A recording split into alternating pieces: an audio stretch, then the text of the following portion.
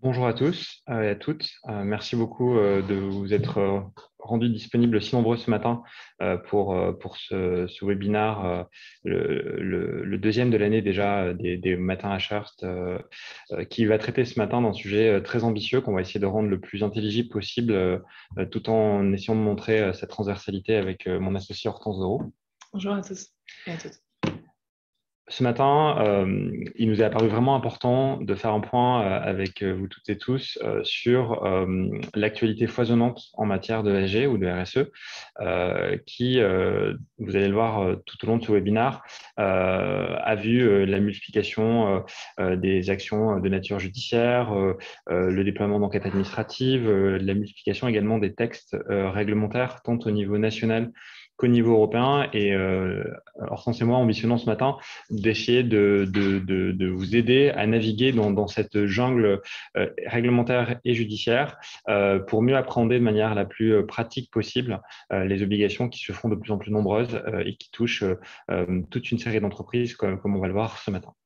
Alors, juste d'un point de vue pratique, on va donc dérouler la présentation. Si vous avez des questions, vu que vous êtes assez nombreux, le plus simple, c'est de les mettre dans le chat et nous, on les reprendra à la fin. On reprendra le chat à la fin pour répondre aux questions.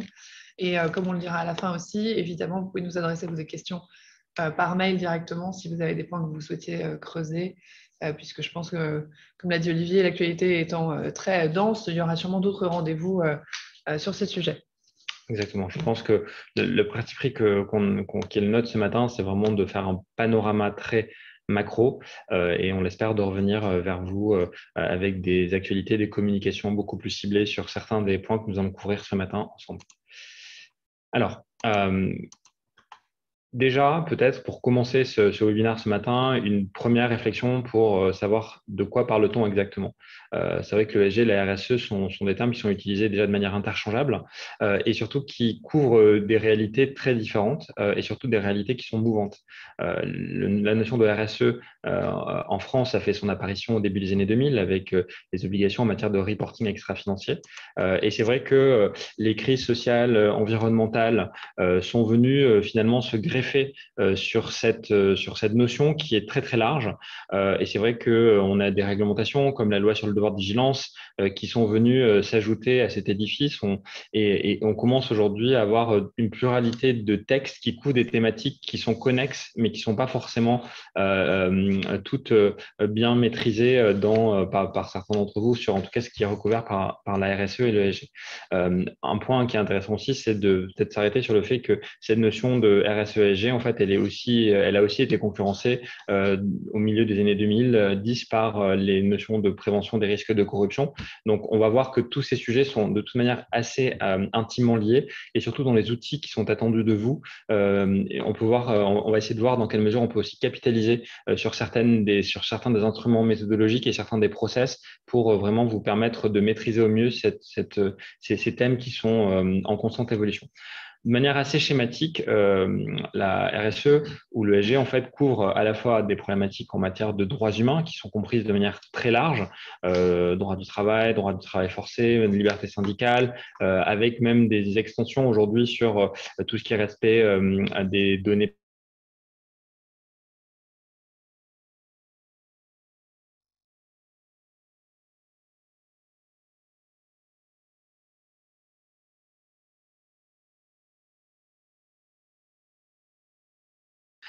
et on a également la notion de gouvernance responsable qui, par exemple, va venir couvrir des obligations de reporting.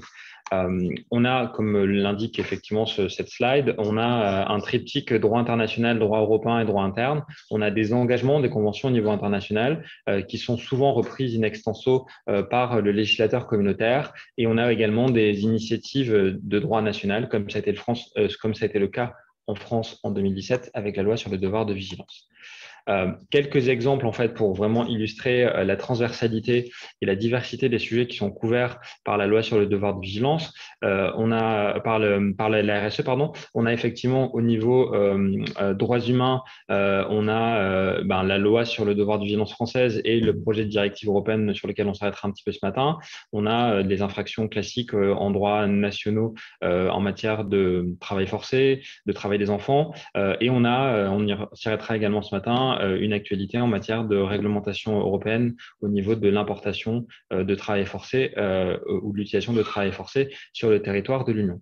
Donc ça, c'est on va dire le premier socle avec sa propre actualité. Le deuxième socle, c'est le socle environnemental, qui est un socle qui prend aujourd'hui une place presque première en fait dans la RSE, avec là aussi la loi sur le devoir de vigilance. Et on verra ce matin avec Hortense, on va essayer de vous présenter quelques cas emblématiques de mise en demeure et d'assignation, et on verra la place prépondérante que prennent aujourd'hui les questions environnementales, notamment en matière d'émissions carbone ou en matière d'atteinte à la biodiversité dans les mises en demeure et les assignations.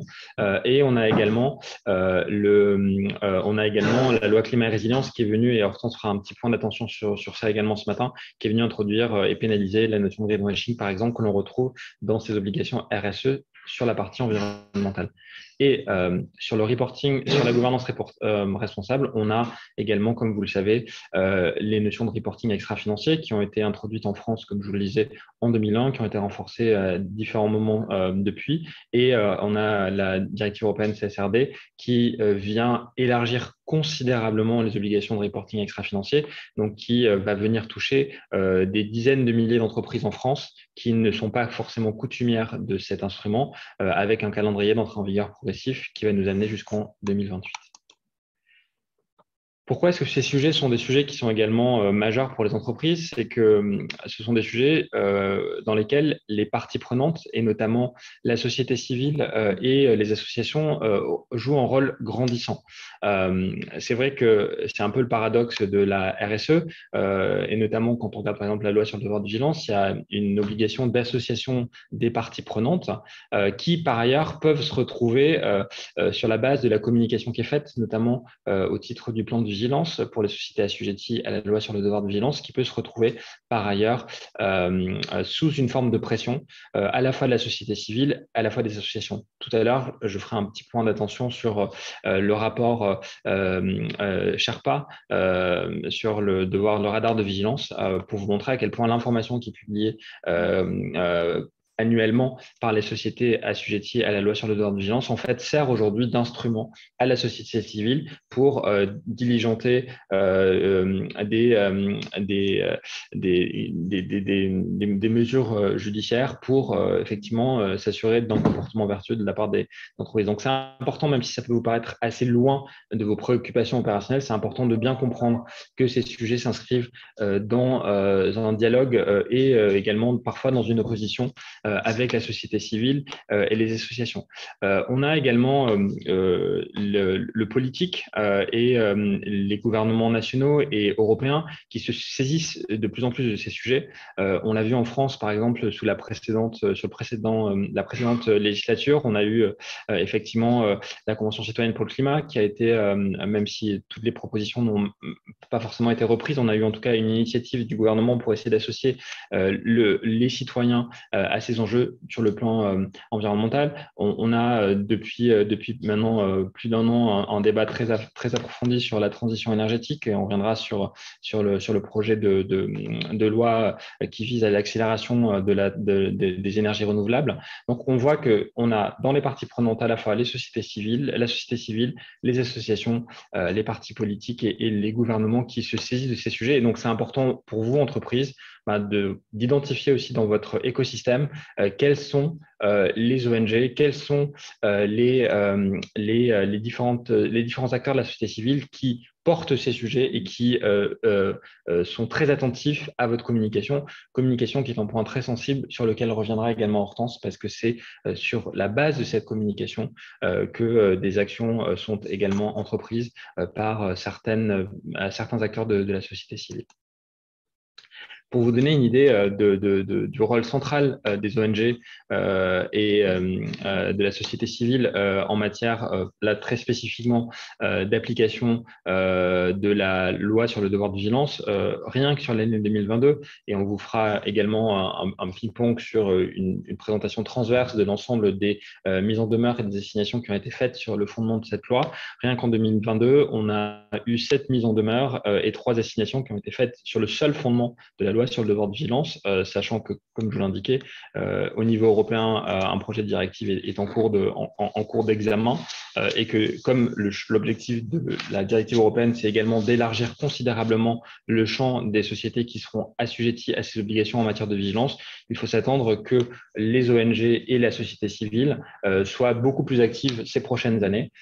Et donc, c'était vraiment pour nous quelque chose sur lequel on voulait vous inviter à être particulièrement attentifs, aussi dans une logique de compréhension, parce que il s'avère que ces ONG sont aussi souvent porteuses en fait de regards critiques sur certaines de vos démarches, et donc dans une optique aussi d'amélioration continue. Je pense que au-delà du risque ou de la menace qu'éventuellement vous pouvez percevoir de la part de de la société civile et de ces ONG, c'est également important pour vous d'intégrer certaines de leurs appréciations pour voir dans quelle mesure vous pouvez aussi, dans ce processus de constante amélioration, capitaliser aussi sur ces publications. Et c'est vrai que ce sont des outils qui sont publics et qui sont donc très intéressants et qui vous permettent également de bien comprendre ce qui se passe aussi dans votre écosystème et de savoir ce que d'autres acteurs dans la même industrie que vous, par exemple, peuvent faire ou ne pas faire. Un autre acteur qui est intéressant et sur lequel on voulait s'arrêter ce matin, c'est la DGCCRF. Alors, la DGCCRF a une actualité elle-même foisonnante en tant que telle. Je ne vous ferai pas le récitatif de tous les sujets que la DGCCRF investit très activement depuis plusieurs années, mais on l'a vu, juste à titre d'exemple, être très active en matière de sanctions économiques et de mesures de gel des avoirs, avec des contrôles d'opportunité qui se sont faits dans des secteurs qui n'étaient pas des secteurs traditionnellement réglementés. Et sur la question des potentielles infractions environnementales, rien que sur l'année 2022, on a relevé dans le rapport d'activité qui vient d'être publié des contrôles assez importants avec quand même 373 entreprises qui ont été contrôlées, 1000 actes de contrôle, en ce compris des prélèvements et des anomalies assez importantes avec des avertissements, des injonctions, des procès-verbaux. Donc, et c'est vrai que quand on lit et le rapport d'activité de la DGCCRF en 2021 et en 2022, on constate très clairement que notamment l'action environnementale et les pratiques commerciales trompeuses dont Hortense vous fera un portrait tout à l'heure sont également au cœur du pouvoir d'enquête administratif de la DGCCRF. Donc, sans surprise et sans prétendre prévoir les orientations de la DGCCRF, il est évident que la DGCCRF va jouer un rôle central en matière de devoir de vigilance, sachant que petite parenthèse, sur la directive européenne en matière de devoir de vigilance, il y a une demande qui est faite aux États membres de désigner une autorité administrative compétente pour justement s'assurer du respect du devoir de vigilance européen, ce qui est d'ailleurs un des écueils de la loi sur le devoir de vigilance française. Donc, il paraît assez naturel, encore une fois, sans vouloir présager ou présumer de l'intention du gouvernement français, que la DGCA soit naturellement investie de ce sujet, tout comme d'ailleurs en matière de travail forcé au titre de la directive européenne sur laquelle je vais m'arrêter quelques instants. Pour vous donner une idée, ça c'est intéressant, c'était pour vraiment vous montrer ce rôle dual que jouent les ONG et la société civile. Comme je vous l'indiquais, effectivement, chaque année est publié le rapport, le radar du radar sur le devoir de vigilance par Sherpa et CCFD Terre Solidaire. Et ce qui est assez intéressant à la lecture de ce document, c'est qu'en fait, on a des éléments de benchmark qui sont très utiles pour les entreprises. Donc, sur la base des entreprises et des plans de vigilance qui ont été communiqués, qui ont été rendus publics au titre des obligations de la loi sur le devoir de vigilance, en fait, on a quelques chiffres qu'on a voulu mettre en avant sur le fait que, malheureusement, seulement Aujourd'hui, 30% des plans de vigilance font état d'un engagement fort de la direction. Je pense que ces chiffres vont être amenés à évoluer de manière très certaine, au vu notamment de l'activisme judiciaire dont Hortense va vous faire état. De la même manière, ce qui est assez intéressant, c'est qu'on voit qu'il y a une interpénétration naturelle entre les procédures d'évaluation des risques et de connaissance des tiers et des parties prenantes dans un très grand nombre d'entreprises. Et donc là, on voit, et dans le rapport, c'est plus détaillé, des efforts de mutualisation.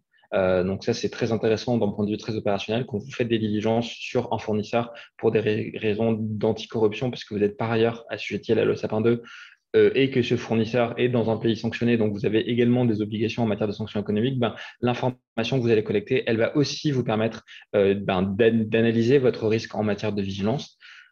Et on voit également la même naturelle complémentarité en matière de cartographie des risques avec des cartographies qui viennent porter sur d'autres problématiques et qui intègrent des notions de vigilance. Très rapidement, quelques petits points d'attention sur les différents actes réglementaires et législatifs au niveau national et européen qui, à notre sens, sont des points d'attention assez majeurs en matière d'obligations en cours ou à venir. Donc, même si la loi climat et résilience n'a pas été adoptée l'année dernière, qu'on a donc un petit peu triché dans notre énoncé d'un panorama de l'actualité 2022, ça nous semblait important quand même d'apporter quelques éclairages sur la loi climat et résilience. Elle a effectivement, sur ce qui vous concerne, principalement, elle a effectivement repris certaines des propositions de la Convention citoyenne pour le climat, même si la société civile a regretté le manque d'ambition de ce texte. C'est important quand même de le souligner, puisque seulement une toute petite partie des propositions n'ont été que reprises dans le rapport. Il y a eu un renforcement assez notable des infractions environnementales existantes, avec notamment la création de délits généraux de pollution de l'air et de l'eau et l'introduction de la notion d'écocide, donc des infractions intentionnelles en droit pénal qui donc vont permettre l'exercice de l'action judiciaire de manière un petit peu plus forte sur ces sujets, notamment là aussi sur la base des actions et des constats qui peuvent être dressés par certaines ONG ou parties prenantes dans la société civile qui vérifie et qui surveille en fait les actions éventuellement de pollution des entreprises. Et ça, c'est très intéressant, mais je ne vais pas le déflorer maintenant, la pénalisation du greenwashing ou de l'éco-blanchiment. On voit, et je pense que certaines de vos entreprises ont effectivement participé à cette tendance, de plus en plus d'entreprises qui communiquent sur leurs efforts. Et je ne peux vous dire à ce stade qu'il ne faut être que très prudent dans cette communication, parce que non seulement, effectivement, Hortense l'expliquera, ça peut engendrer un certain nombre de conséquences en matière d'engagement de responsabilité, mais aujourd'hui, il y a une pénalisation de certaines communications d'éco-blanchiment. Autre point assez intéressant, autre loi ou texte assez intéressante et pour le coup d'une actualité très criante, c'est la loi relative à l'accélération de la production d'énergie renouvelable dont le texte vient d'être adopté il y a quelques jours par la commission mixte paritaire. Ce texte est intéressant parce qu'en fait, au titre de la multiplication de l'accélération de la production d'énergie renouvelable, il y a des nombreuses dérogations qui ont été introduites, notamment en matière de protection d'espèces protégées et de la capacité pour le ministère de l'écologie de déroger au motif de raisons d'intérêt public majeur, raisons impératives d'intérêt public majeur. Et donc, c'est intéressant parce que c'est là qu'on va retrouver pour vous, en fait, des injonctions contradictoires et donc, paradoxalement, dans une démarche vertueuse en matière de décarbonisation par exemple, si vous êtes un énergéticien de votre parc, vous allez potentiellement pouvoir vous appuyer sur des dérogations qui sont prévues par ce texte. Et il faut savoir que ces dérogations sont par ailleurs décriées par certaines ONG. Et donc là, on voit bien un risque de tension entre des impératifs vertueux qui sont fixés par le gouvernement et par ailleurs les actions qui sont portées par des ONG, notamment en matière de destruction des écosystèmes. Deux autres textes pour ensuite pouvoir laisser Hortense vous faire un panorama, le même type de panorama sur la partie judiciaire.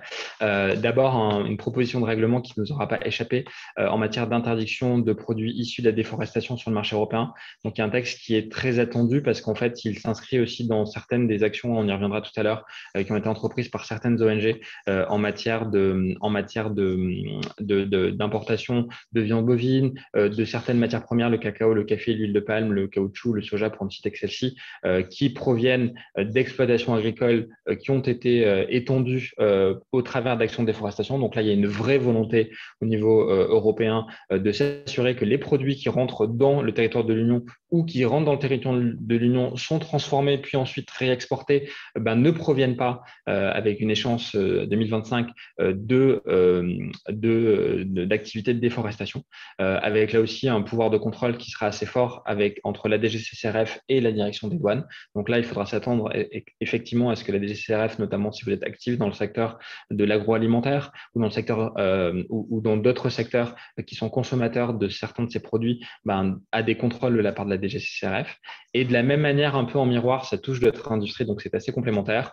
La proposition de règlement relative au travail forcé, qui était un des souhaits forts de la commission von der Leyen quand elle a pris ses fonctions dès 2019 et qui a été réaffirmée à la sortie de la crise du Covid, interdire des produits issus du travail forcé, qui est compris très largement, pas uniquement sur les standards de l'OIT, de l'Organisation internationale du travail, mais également sur des standards nationaux, avec la création d'une base de données notamment qui va permettre en fait d'identifier des produits qui sont intrinsèquement plus exposés au travail forcé, notamment dans l'industrie textile et également dans les matières premières relatives à l'industrie textile, et là aussi avec un rôle des autorités nationales pour venir contrôler cela. Donc on voit vraiment que ces sujets sont très diffus, mais qui vont tous dans le même sens, à la fois d'un engagement de la responsabilité des acteurs économiques en matière environnementale et également un engagement en matière, on va dire, plus sociale avec ce règlement relatif au travail forcé. Alors, je vais prendre la suite sur l'actualité effectivement judiciaire. Et on va dire qu'il y a, comme on voit d'un point de vue réglementaire, une sorte de shift avec un rôle très très important maintenant de l'entreprise et du secteur privé sur la prévention des risques et sur l'impact qu'ils ont dans l'écosystème dans lequel ils évoluent.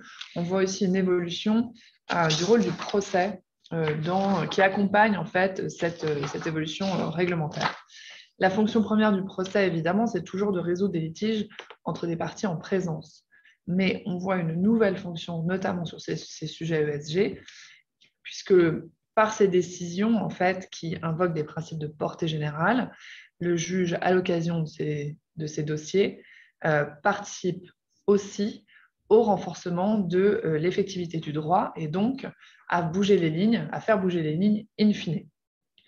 S'agissant du respect des droits humains auxquels les enjeux RSE sont liés, il ne s'agit plus donc d'une responsabilité passive, mais bien d'une exigence d'action positive des États, mais aussi du secteur privé et des entreprises. Et c'est là vraiment le grand changement. Alors, si on prend un point de vue un peu statistique, on peut regarder déjà la multiplication des contentieux environnementaux dans le monde. Donc là, on a un petit graphe qui vous montre, si vous regardez en détail, on voit que de 1986, en gros, jusqu'à 2014, vous avez 800 affaires qui ont été initiées. Et on voit une accélération, parce que depuis 2015 jusqu'à aujourd'hui, on a 1200 affaires qui ont été initiées sur ces sujets-là. On a sur la partie gauche du slide, vous avez effectivement des chiffres très récents, puisque c'est le mois de mai 2022. On avait plus de 2000 contentieux qui étaient terminés ou en cours, avec une prévalence évidemment des États-Unis où on a 1426 de ces dossiers qui étaient aux États-Unis et 576 dans d'autres pays. Donc ce déséquilibre entre les US et nous finalement, enfin je dis nous, c'est le reste du monde, est assez normal et on le retrouve finalement dans beaucoup de sujets. C'est juste que le marché américain a toujours été en avance et est un marché qui est beaucoup plus volumineux et beaucoup plus judiciarisé. Donc c'est pas anormal qu'il y ait ce déséquilibre, mais en tout cas, ce qui est certain, c'est de voir cette accélération. Et on a une transition en plus dans ces contentieux, c'est-à-dire qu'on avait beaucoup de contentieux, une majorité de contentieux qui étaient contre les États, et maintenant on a de plus en plus de contentieux qui visent vraiment le secteur privé. Alors, on vous a mis sur ce slide quelques jalons étrangers. À nouveau, c'est vraiment un panorama un peu macro. On vous rappelle là les 4 des grandes décisions ou des jalons vraiment importants qui sont passés dans d'autres juridictions. Il y en a d'autres. Si vous voulez discuter d'autres sujets, on pourra faire un focus sur ces affaires-là, mais là, déjà, sur ces 4, je pense que ça vous donnera une bonne idée. Déjà, on voit rien qu'en regardant le slide qu'on a des juridictions qui sont plus mises en avant que d'autres, puisqu'on a 2 dossiers qui concernent les Pays-Bas et 2 dossiers qui concernent le Royaume-Uni.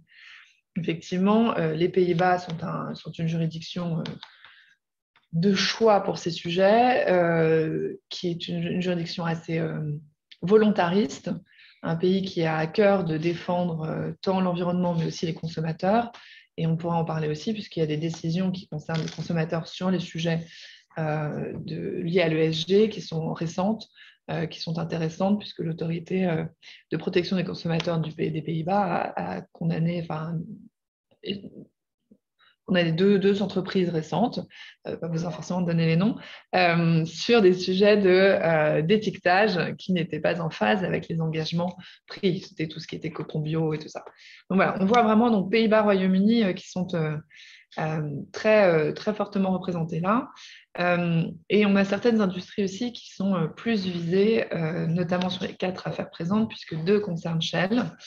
Mais parce que selon certains rapports, et c'est intéressant de le dire et ça renvoie à l'importance de la société civile et de ces ONG, il y a certains rapports d'ONG qui indiquent que les activités de Shell conduiraient à une augmentation de 4,4% de ses émissions nettes de gaz à effet de serre d'ici 2030, si Shell continuait à investir dans les activités dans lesquelles elle investit. Alors, ce sont les rapports des ONG et tout ça, mais c'est intéressant de voir le lien entre ces rapports et après l'action judiciaire derrière. Donc, si on prend le premier dossier, qui est donc le dossier Ouganda, qui a donné lieu à une décision en 2019, une décision de la Cour suprême néerlandaise. C'est une décision historique pour beaucoup de raisons. En fait, si je vous redonne un peu le contexte, en 2015, l'association Ouganda dépose plainte contre l'État néerlandais devant le tribunal de première instance de La Haye en lui reprochant de mettre en danger les droits fondamentaux des citoyens en ne prenant pas de mesures assez fortes pour lutter contre le changement climatique. L'association considérait en effet que les objectifs de l'État néerlandais étaient trop faibles en matière de réduction de gaz à effet de serre et souhaitait un engagement de l'État de réduire ses émissions de 40% par rapport à 2019. Pour fonder donc cette demande, l'association s'est appuyée sur la Déclaration universelle des droits de l'homme et sur la Convention européenne des droits de l'homme, avec les articles 2 et 8 qui sont le droit à la vie. Donc on a des principes très généraux du droit qui sont utilisés pour actionner donc la responsabilité. L'association a gagné en première instance en juin 2015 et en appel en octobre 2018. L'État néerlandais a déposé un recours devant la Cour suprême des Pays-Bas contre la décision d'appel parce qu'il souhaitait faire reconnaître comme irrecevable cette obligation d'augmenter ses objectifs de réduction d'émissions de gaz à effet de serre. Le problème de droit qui se posait, c'est qu'effectivement, est-ce qu'un tribunal peut obliger un État à réduire ses émissions de gaz à effet de serre? La Cour suprême a répondu que oui. Le tribunal avait retenu une obligation au regard du contexte. Il y avait bien une obligation de l'État de réduire. Et la Cour suprême dit bien que le tribunal peut obliger le gouvernement à réduire ses émissions. Comment est-ce que la Cour suprême des Pays-Bas a statué là-dessus?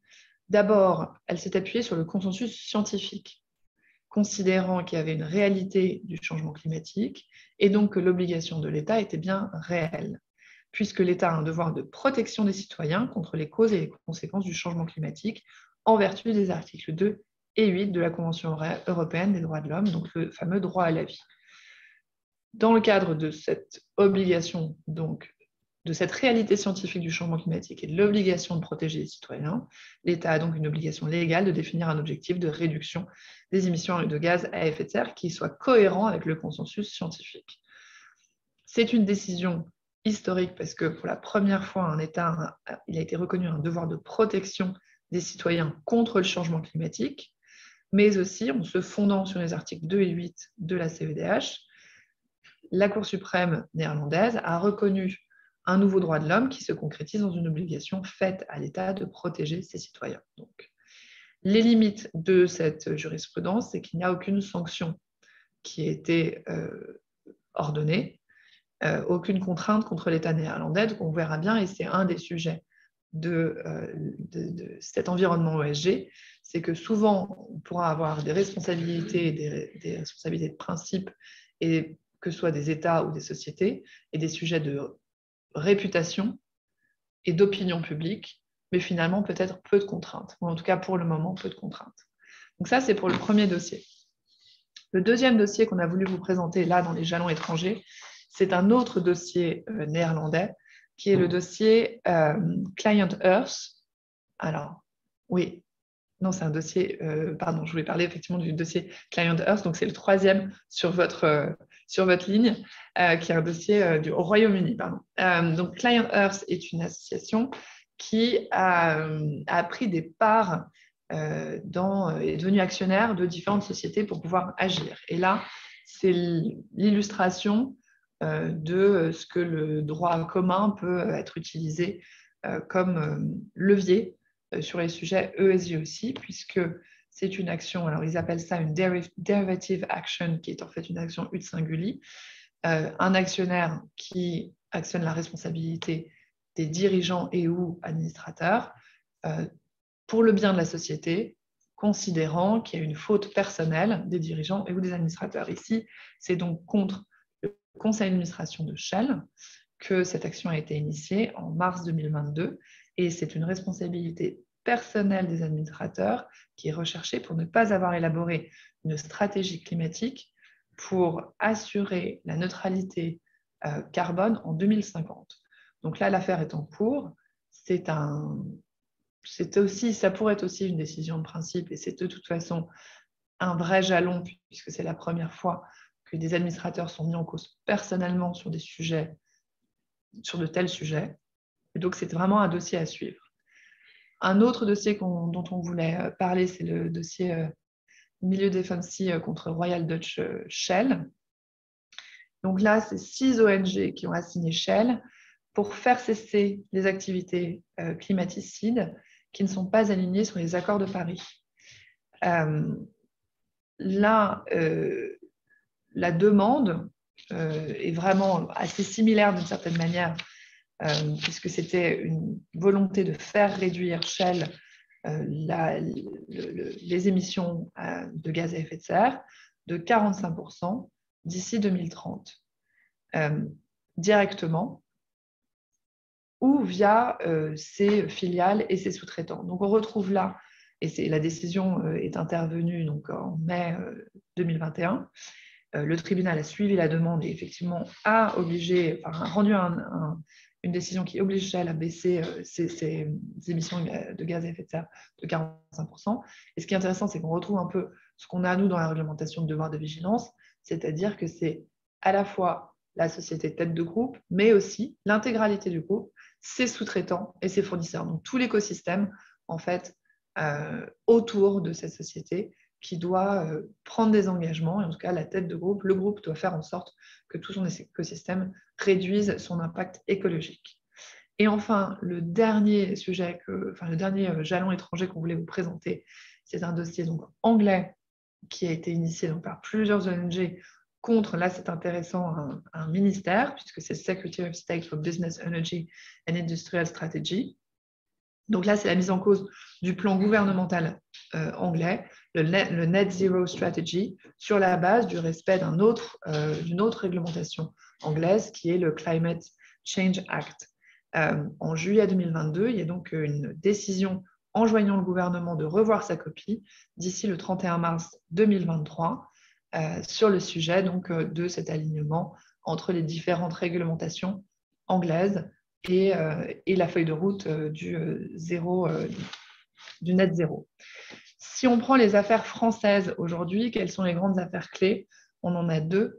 On en a beaucoup, parce qu'après, on va vous montrer le panorama de tout ce qui est en cours. Mais en fait, les deux grandes affaires fondatrices, on va dire que c'est l'affaire Grande Sainte et l'affaire du siècle. Peut-être plus rapidement, parce que je vois que le temps passe. Sur l'affaire Grande Sainte, c'était en fait un recours pour annuler les refus du gouvernement de prendre de mesures supplémentaires pour atteindre l'objectif de l'accord de Paris. Donc on revient sur l'accord de Paris, qui est donc un des actes, on va dire, fondateurs et qui donne une feuille de route à beaucoup d'ONG pour mettre en cause la responsabilité des uns et des autres. Donc, c'est des objectifs de réduction des gaz à effet de serre d'ici 2030. Le 19 novembre 2020, le Conseil d'État a demandé des observations complémentaires au gouvernement et le 1er juillet 2021, au regard des observations complémentaires fournies par le gouvernement français, le Conseil d'État a enjoint le gouvernement de prendre des mesures utiles avant le 31 mars 2022 pour renforcer les mesures prises et donc l'alignement avec les engagements de l'accord de Paris. Aujourd'hui, et c'est un peu ce que je soulignais juste avant, quelle est la contrainte pour le gouvernement ? On a passé l'échéance du 31 mars 2022. Il y a des astreintes possibles pour faire respecter la décision du Conseil d'État, mais il faudrait que le Conseil d'État s'autosaisisse ou qu'il y ait une nouvelle saisine du Conseil d'État sur le sujet. Aujourd'hui, donc, on a une sorte de condamnation de principe de la feuille de route du gouvernement qui n'était pas suffisante, mais on n'a pas de contrainte derrière. La deuxième affaire dont on voulait souligner l'importance, c'est l'affaire du siècle, qui a été appelée comme ça. C'est une affaire qui a donné lieu comme à une pétition de plus de 2,3 millions de personnes. Le fondement de cette action, c'est une action en réparation du préjudice écologique, donc, qui est dans le Code civil, et contre l'État. C'est une décision qui est très importante du tribunal administratif puisque ça a reconnu cette responsabilité de l'État sur le préjudice écologique. Il y a aussi un apport important sur la causalité, puisqu'il a été considéré que l'État n'ayant pas respecté les engagements en termes d'émissions de gaz à effet de serre est responsable d'une partie du préjudice. Donc on part à nouveau du consensus scientifique, il y a un préjudice écologique avec le réchauffement climatique, il y a une causalité, puisque l'État n'a pas respecté ses engagements en termes d'effet d'émissions de gaz à effet de serre, et donc l'État français est en partie responsable du préjudice global écologique que le monde entier subit. Concernant le préjudice, justement, il a été retenu en fait l'augmentation constante de la température globale moyenne sur la Terre. Ce qui est intéressant, c'est que là, à nouveau, il n'y a pas de réparation pécuniaire à part 1 euro symbolique qui ont été accordés comme titre de préjudice moral aux différentes associations, puisqu'on a considéré que l'atteinte, donc ce préjudice général, portait atteinte en fait aux intérêts collectifs défendus par chacune des associations. Mais à nouveau, les contraintes sont légères et les conséquences pécuniaires sont très légères. Là, maintenant, on va passer à un panorama plus actuel, d'une certaine manière, des actions fondées sur la loi, sur le devoir de vigilance, puisqu'on vous a mis sur ce slide l'intégralité de ce qui est public, en tout cas, des mises en demeure et des assignations qui ont été délivrées sur le fondement du devoir de vigilance. Et on voit dans ce panorama qu'il y a certains secteurs qui sont un peu plus représentés que d'autres et qu'il y a surtout une variété de fondements. Il y a une variété de fondements, vous voyez, parce qu'à chaque fois, on a mis les motifs. Donc, on a beaucoup de sujets climatiques, mais on a aussi des sujets de droits des travailleurs, on a aussi des sujets de droits des populations autochtones et aussi des sujets de liberté syndicale ou de discrimination. Donc, on va juste faire peut-être un focus, parce que le temps passe effectivement très vite. On a beaucoup de choses à couvrir. Donc, on voulait vous parler peut-être d'abord du dossier La Poste, qui est intéressant parce que c'est le droit des travailleurs. Là, et je pense que ça pourra faire écho chez beaucoup, puisque c'est vraiment, ça part en fait des syndicalistes et d'un sujet de sous-traitance et du fait que dans une cascade de sous-traitance, apparemment, il y aurait des personnes qui travailleraient in fine pour la Poste qui ne sont pas détenteurs de leurs papiers, qui ne sont pas régularisés.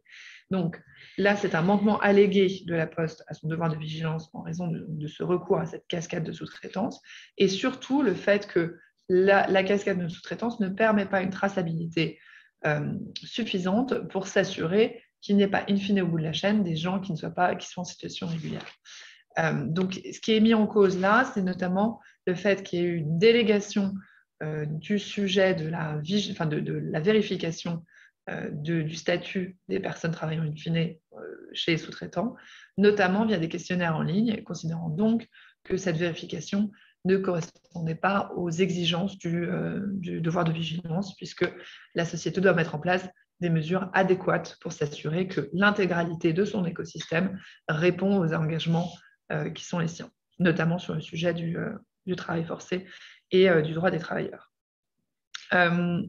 Tu veux faire un point sur les BNP Paribas ou sur Casino? Juste sur Casino et aussi peut-être pour effectivement pour ce qui est assez intéressant avant de rentrer dans le dossier Casino en quelques mots, ce qui est assez intéressant dans cette vision transverse, c'est de voir aussi en fait la manière dont les acteurs se répondent parce que Hortense tout à l'heure effectivement vous parlera du dossier BNP qui traite à la fois dans sa mise en demeure de déforestation pour la première et de changement climatique pour la deuxième. Et c'est vrai que c'est assez intéressant parce que c'est un établissement financier, mais qu'on a vu dans un premier temps ce que cette chronologie met aussi en avant, la recherche d'abord en tout cas des mises en demeure, puis éventuellement la recherche de la responsabilité des entreprises défaillantes industrielles. Donc c'est vrai que c'est assez intéressant aussi de voir, me semble-t-il, en fait, ce glissement progressif. Et c'est en ça que, et Hortense y arrêtera quelques instants, les deux mises en demeure de BNP, respectivement du 17 octobre et du 26 octobre 2022, sont assez novatrices parce qu'en fait, elles viennent aussi rechercher la responsabilité des financiers. Autre mécanisme, peut-être pour rappel, je ne sais pas dans quelle mesure vous êtes tous familiers ou non avec comment s'articule la loi sur le devoir de vigilance, mais il y a d'abord un mécanisme de mise en demeure. La mise en demeure, elle peut porter soit sur des manquements dans le plan de vigilance, soit également sur des actions qui sont potentiellement constitutives d'atteinte aux droits de l'homme ou d'atteinte à l'environnement. Donc, on a déjà cette dualité au moment de la mise en demeure. Et la mise en demeure laisse à la société 3 mois pour prendre toutes les mesures de remédiation qui s'imposent. Donc, renforcer son plan de vigilance, le publier le cas échéant si ce n'est pas le cas, et cesser éventuellement le préjudice qui soit en matière de droits humains ou en matière environnementale. Et dans le cas Casino, plus spécifiquement, donc on est sur une mise en demeure qui est faite à l'encontre du groupe Casino le 21 septembre 2020, qui porte, donc là on voit l'interpénétration des sujets sur d'une part les manquements dans le plan de vigilance, notamment en matière de cartographie des risques qui n'est pas suffisamment actualisée et qui ne permet pas au groupe d'avoir une vision en fait des éventuels risques auxquels certains de ses sous-traitants l'exposent. Et sur le fond, on est sur des actions potentiellement climaticides de la part de déforestation et donc par extension climaticide, de la part de certains sous-traitants de Casino. Donc, je pose une question aussi intéressante de savoir où est-ce que s'arrête la chaîne de responsabilité dans des zones d'Amazonie où certains fermiers qui sont des sous-traitants de sous-traitants font de la déforestation, en tout cas sont suspectés de participer à des opérations de déforestation et avec également des suspicions ou des interrogations sur le recours également au travail forcé dans certains de ses sous-traitants. Et donc, dans un premier temps, le groupe Casino est mis en demeure de mettre à jour son plan de vigilance et ses obligations. Donc, très concrètement, et ça devrait vous parler, de questionner sa méthodologie d'évaluation, de revoir les engagements qu'ils font porter à leurs sous-traitants ou qu'ils demandent à leurs sous-traitants de faire eux-mêmes porter auprès de leurs sous-traitants, et également une action pour le coup qui est une cessation en fait de relations commerciales avec des fournisseurs, des sous-traitants de sous-traitants qui sont potentiellement impliqués dans des actions de déforestation et de travail forcé. Et en l'absence de réponse, dans les délais de 3 mois. Et quelques mois après, d'ailleurs, au mois de mars 2021, le groupe Casino est assigné. Pour information devant le tribunal judiciaire de Saint-Etienne, parce que souvenez-vous, l'année dernière, il y a eu un débat très vif, il y a 2 ans, il y a eu un débat très vif qui a été tranché en décembre 2021 pour savoir qui avait la compétence entre le tribunal de commerce ou le tribunal judiciaire. Et il y avait également une question de la compétence. Est-ce que les tribunaux judiciaires dans les juridictions, en province pouvaient ou non être compétents, et tout ça a été arbitré en faveur de la compétence exclusive du tribunal judiciaire de Paris. C'est à l'occasion du dossier Total dont on parlera tout à l'heure. Alors, effectivement, et donc pour faire écho, parce qu'on voit ce que disait Olivier, donc il y a un glissement des groupes industriels aux financiers, donc sur le même fondement que ce que Olivier vient, du dossier dont Olivier vient juste de parler concernant Casino, on a BNP Paribas qui, le 17 octobre 2022, se voit faire l'objet d'une mise en demeure sur le même fondement, déforestation, travail forcé et droits des populations autochtones. Cette mise en demeure a été adressée par des associations brésiliennes et françaises en raison de l'appui financier de la banque à Marfrig, qui est la deuxième plus grande entreprise de conditionnement de viande du Brésil, qui serait coupable, donc cette entreprise, de violations graves contribuant à la déforestation, à l'accaparement des terres de populations autochtones. Les associations, dans leur mise en demeure et dans leur communication, considèrent que les banques, de manière générale, et là, BNP Paribas, ne peuvent financer des activités qui engendrent ces activités, enfin ces conséquences de déforestation, d'accaparement des populations au détriment des populations, des terres, pardon, au détriment des populations autochtones, et qu'elles ne peuvent continuer à alimenter par leur financement ce qu'elles considèrent être le chaos climatique. Donc on voit là qu'on a effectivement on change de braquet, on n'est plus uniquement sur les acteurs en direct qui ont, de par leur activité, leur production, des impacts écologiques, mais bien uniquement sur le soutien financier du fait qu'une banque apporte son financement à ses clients finalement. Et maintenant, il y aurait une obligation de vérifier les fonds pour s'assurer qu'il n'y a pas de participation à une activité écocide qui serait facilitée par les fonds en question. Deuxième mise en demeure de BNP Paribas quelques jours plus tard, puisqu'on est le 26 octobre. Et là, c'est sur le changement climatique de manière générale. C'est une mise en demeure pour que la banque cesse son soutien aux industries fossiles. Selon les associations qui ont adressé cette mise en demeure, la banque soutiendrait activement et massivement des groupes parmi les plus agressifs dans l'expansion pétrolière et gazière. Et selon eux, toujours, parce que là, on n'a qu'une vision des choses, évidemment, ce sont des mises en demeure et des accusations, en fait, des associations. Selon eux, l'empreinte carbone de la banque serait supérieure à celle du territoire français en 2020. Voilà. Ça veut dire que tout ce qui est financé par la banque aurait une empreinte carbone plus importante que toute la vie du territoire français en 2020. Donc voilà, c'est pour vous donner un peu une image de ce qui est en train de se passer, de l'évolution. On voit, parce qu'on a fait ça, on vous a présenté ça de manière chronologique depuis 2019 jusqu'à maintenant. On imagine que les choses vont plutôt s'accélérer et s'intensifier et qu'on ne va pas arriver dans une période de calme sur les sujets ESG.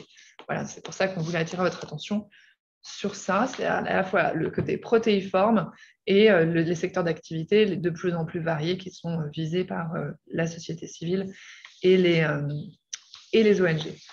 Avec peut-être, si tu me permets, Hortense, une toute petite nuance sur justement ce basculement qu'on est en train de voir entre des secteurs industriels vers le secteur financier. Comme certains et certaines d'entre vous l'ont certainement noté, il y a des débats assez tendus actuellement au niveau européen sur l'exclusion ou non des services financiers de du projet de directive sur le devoir de vigilance, avec une possibilité pour les États membres de choisir ou non s'ils décident d'assujettir le secteur financier, notamment en matière de vérification des activités de leurs clients. Donc, ça sera aussi intéressant de voir les évolutions européennes à ce niveau-là, parce que le basculement que l'on constate en droit français ne se retrouvera peut-être pas en droit européen, sauf à ce que les États membres décident d'aller au-delà de la directive et d'assujettir le secteur financier à ce type de problématique. Alors, quelles sont les perspectives en 2023 et à suivre 2023, la première échéance importante, on va dire, c'est 28 février 2023, puisque c'est le délibéré sur le fond de l'affaire Total Energy Ouganda. Donc ça, c'est une action qui est très importante, Olivier l'a dit, puisque d'abord, ça a permis de trancher le sujet de la compétence. Il y a eu 2 ans de bataille judiciaire sur la compétence. D'abord, il a été retenu une option de compétence qui permettait aux commerçants d'aller devant le tribunal de commerce.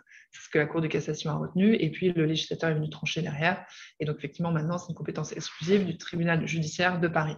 Mais bon, ça a duré 2 ans. Donc là, en fait, les plaidoiries sur le fond dans ce dossier ont eu lieu le 7 décembre 2022. Il y a un fait particulier intéressant dans ce dossier, c'est que pour la première fois, c'est possible, hein, mais ça ne se fait quand même pratiquement jamais. Le tribunal a demandé l'audition de 3 amicus curiae des professeurs de droit, donc 2 professeurs de droit et un professeur d'économie, pour les entendre et éclairer le tribunal sur la notion de devoir de vigilance. Donc on a bien cette dimension historique dont tout le monde est conscient, puisque c'est la première fois qu'un tribunal va se prononcer sur le devoir de vigilance et va avoir à caractériser un peu la nature, l'obligation et le périmètre finalement judiciaire de cette obligation qui existe maintenant depuis 2017. Donc, ça, c'est un point important. Sur le fond de dossier, je pense que vous êtes à peu près au courant, puisqu'il y a eu beaucoup de couverture de presse. En 2 mots, il est demandé en gros à la société de se mettre en conformité, enfin mettre en conformité son plan de vigilance avec une identification des risques graves liés aux projets qui sont visés. Donc, ces 2 projets en Ouganda, donc un projet d'extraction et un projet de pipeline qui est lié à cette extraction, mettre en œuvre de manière efficace les mesures de vigilance et, à titre conservatoire, suspendre les travaux tant que les mesures de rémédiation n'ont pas été mises en œuvre. Donc, on attend, avec tout le monde, on va dire tout le barreau attend avec impatience cette décision quand même, parce que effectivement, c'est la première fois qu'on va avoir une interprétation du devoir de vigilance. Et également la société civile, parce que, comme Hortense vous l'a très justement dit, il y a eu effectivement une couverture médiatique très forte de cette première assignation, avec jusque dans des médias de grande écoute, aussi récemment que la semaine dernière, des reportages de plusieurs heures en fait sur les allégations en tout cas qui sont portées par les ONG. Et donc c'est vrai que je pense que du fond en fait de l'affaire, les conséquences seront aussi importantes en matière d'appétence des ONG à poursuivre, à étendre, à continuer le combat qui est le leur. Sur un plan réglementaire, on a une actualité qui va être très chargée ces prochains mois. Donc on a dans un premier temps un vote en 2e lecture sur la proposition de directive européenne de devoir de vigilance qui, en matière d'ailleurs, c'est assez intéressant, on s'est pas arrêté sur ce point, c'est devoir de vigilance en matière de durabilité. Donc on voit bien que les notions environnementales sont vraiment aujourd'hui centrales, avec notamment aussi les questions de taxonomie européenne dans ce devoir de vigilance européen, avec cet arbitrage éventuel sur savoir si ou non le secteur financier sera assujetti ou non à ces obligations. Ce qui est intéressant avec la proposition européenne, c'est qu'il y a une extension très forte du devoir de vigilance et que donc aujourd'hui, comme vous le savez, c'est uniquement les sociétés qui emploient plus de 5000 collaborateurs en France ou les sociétés qui emploient 10 000 collaborateurs dans le monde. Donc, on est quand même sur des très grands groupes, environ un peu moins de 300 sociétés. Le devoir de vigilance européen, on est sur des montants de chiffre d'affaires et surtout des nombres de salariés beaucoup plus faibles, à hauteur de 500 salariés, descendus à des chiffres encore plus bas de 250 dans un horizon plus long. Donc, ça va avoir une conséquence très forte sur le développement de ces obligations sur l'écosystème des PME et des ETI. Donc, on a un vote en mai 2023. Je vous en ai parlé très brièvement et j'aurais pu vous en parler pendant très longtemps aussi. L'entrée en vigueur des obligations en matière de CSRD, donc Reporting Extra-Financier Européen, là aussi élargi, avec en date intermédiaire, le mois de juin, les standards qui vont être également arrêtés. Donc, ça va être intéressant de voir en fait quel est le standards, parce que ces standards vont aussi être un peu la feuille de route pour les entreprises qui veulent se mettre en conformité avec ces obligations en matière de RSE. Ça va être un peu la feuille de route à suivre. Donc, je pense qu'il y aura vraiment beaucoup de choses qui pourront être faites et on pourra capitaliser beaucoup sur ces standards. Et ensuite, comme vous le voyez, on est sur des des entrées en vigueur différées. Je vous ai parlé du règlement anti-déforestation entrée en vigueur dans le courant de l'année 2024. Dans ce qui est le devoir de vigilance européen, on est sur une entrée en vigueur 36 mois après l'adoption définitive du texte. Donc, on est aujourd'hui sur un calendrier aux alentours de 2026 et on a aussi progressivement une multiplication, une extension du champ des sociétés qui sont soumises aux obligations en matière de CSRD. Et donc, vous le voyez, sur le plan réglementaire, il y a une actualité foisonnante et j'y reviens. Avec Hortense, on sera ravis de communiquer régulièrement avec vous sous différents médias pour vous tenir au courant de ces évolutions. Alors, il nous reste 5 minutes, mais alors, je regarde dans le chat, apparemment, vous n'avez pas posé de questions. Donc, on a 5 minutes pour faire les 2 derniers points qu'on voulait évoquer avec vous. Sauf si vous avez des questions, vous avez encore la possibilité d'utiliser le chat, mais je surveille, je ne vois rien. Donc, très rapidement, parce que la réflexion judiciaire est tout aussi importante. Un point qui a été très largement repris par la presse ces dernières semaines, c'est les mises en demeure qui ont été faites à l'encontre de 9 géants de l'agroalimentaire, à commencer par Danone, Auchan, mais également Carrefour, Casino, Lactalis et Mousquetaires, toute une série d'acteurs pour leur utilisation de plastique. Là aussi, donc, on est loin du carbone et on voit que l'environnement ne se limite pas simplement aux obligations en matière d'émissions de gaz à effet de serre. Donc, on a une mise en demeure qui a été faite le 28 septembre 2022. Ces entreprises, selon les différentes associations, notamment Clean Earth, Surfrider, Foundation Europe et Zero Waste France, manqueraient à leurs obligations en matière d'utilisation de plastique et de diminution du plastique et de recyclage de ce plastique, avec des plans de vigilance qui sont soit inexistants, soit insuffisants sur ces points. Et ce qui est assez intéressant, c'est qu'on a une réponse tardive et insatisfaisante de la part de Danone qui a justifié de manière très rapide son assignation. Souvenez-vous, on a un délai de 3 mois pour répondre à une mise en demeure. Donc, ces groupes avaient jusqu'à la fin du mois de décembre jusqu'au 28 décembre exactement pour répondre à cette mise en demeure. Danone a tardé et la sanction est tombée rapidement vu que les 3 ONG ont décidé d'assigner au fond Danone le 9 janvier 2023. Donc, ça montre aussi cette accélération. Vous le voyez dans la chronologie qu'on vous a montré tout à l'heure, il y avait quand même des latences assez longues entre la mise en demeure et l'assignation. Et aujourd'hui, le temps devient de plus en plus court. Donc, les entreprises qui reçoivent une mise en demeure doivent être particulièrement vigilantes pour répondre dans les délais, faute de quoi, et où en présence d'une réponse insatisfaisante, l'entreprise est assignée. Et alors, donc, pour finir sur les perspectives, l'avenir judiciaire pour les enjeux ESG, parce qu'on commence à avoir des questions un peu. Alors, très, très brièvement, donc, je vous ai mis sur ce slide les 4 points que j'aurais souhaité peut-être évoquer un peu plus en détail. Ce qui est important de retenir, c'est qu'il y a des concepts de droit commun qui sont…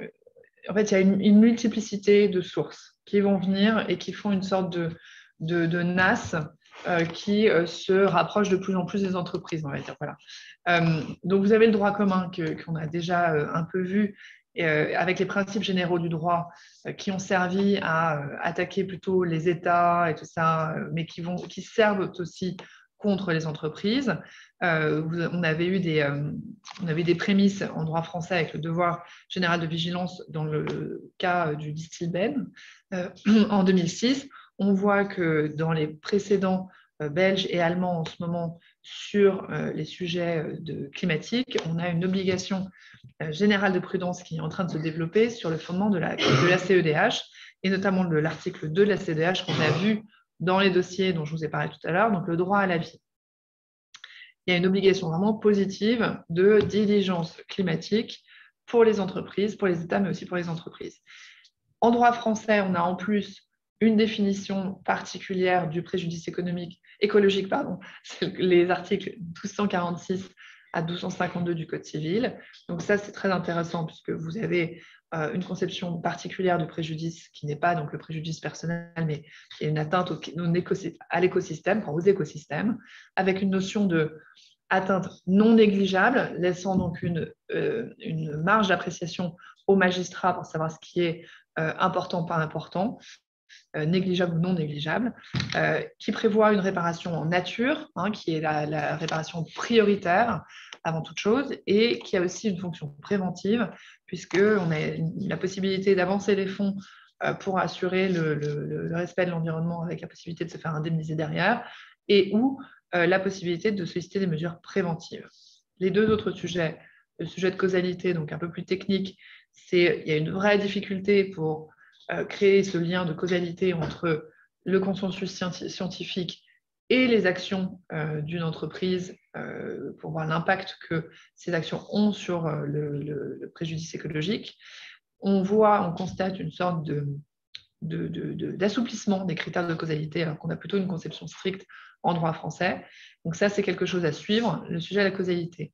Dernier point, et on l'a effleuré, c'est les risques liés à la communication. Très important, et on pourrait faire un webinaire juste sur ce sujet.